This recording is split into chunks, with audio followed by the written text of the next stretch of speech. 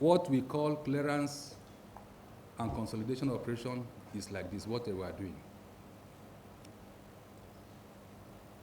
Once the enemy have a stronghold somewhere, or they are in charge, you need to clear it. So there were reports we received that was worked on, that we have them in Gorgi. And 2 elements were dispatched. One as a head, then the other as a tail. The head went, cleared. The tail went and they cleared Gorgi, and the operation was successful. If you clear a place, if you don't consolidate, there is a problem. And this area is in Sambisa Forest, close to their stronghold called Buk, B-U-K. As the head and tail of the convoy were going, of course, we didn't know how long the consolidation was going to last, because it's the strong enclave of these people that we got by intelligence report.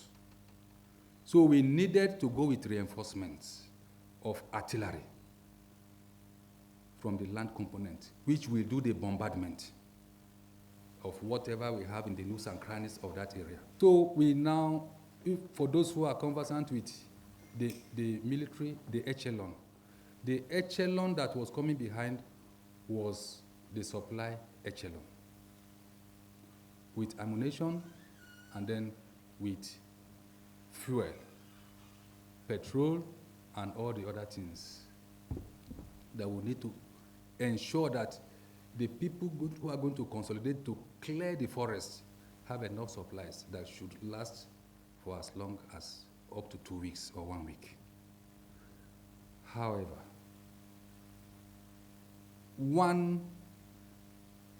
some elements, of course, you cannot rule out people who give away information. Yes, at this point I would say that to some extent, the terrorists have their informants. That I can tell you. We have gone a long way in winning them over. It's not as it were, but I strongly believe that they must have been informed, even right from that Gorgi. They may have sympathizers who would have told them that, look, they are now going towards Buk. And that was how they targeted, ambushed the column that is the last, the logistics column, and fired the truck carrying the bomb. The moment that was fired, there was an explosion. So the explosion in the regions was what killed majority of our troops, including the pockets that came to attack. That transferred to the one carrying the fuel in the other truck. 2 trucks were affected. That one also caught fire. But I tell you that the one that carried the bombs, after that hit and the explosion, shrapnels, the bombs flew. They were not killed as a result of fire action from the enemy. That's Boko Haram terrorists. Because even them, I was given a figure of scores.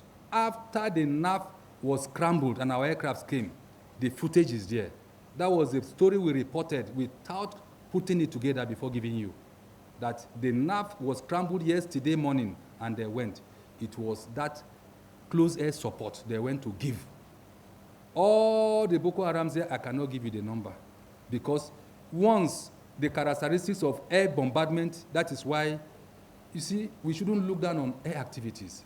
It is very, very, very well effective.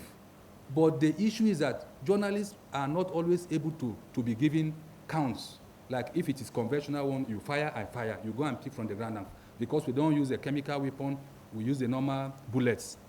But for the Air Force, even though they use bombs, it shatters. So that is it. But I can tell you that none of them that went there escaped. But we cannot have a backup figure now. All we have that can give you is a footage of where you see the bombardments, where it is dropped. We have it. I think they said we are sent. We have it. We have the copy. So the general public should know that the troops, the fighting troops, were not hit by the direct attack of Boko Haram. And our end state of clearing the Gorgi settlement and the suburbs, the surroundings, was achieved. What we are still going to continue to do, we must ensure that the whole of that area is still cleared by way of consolidation.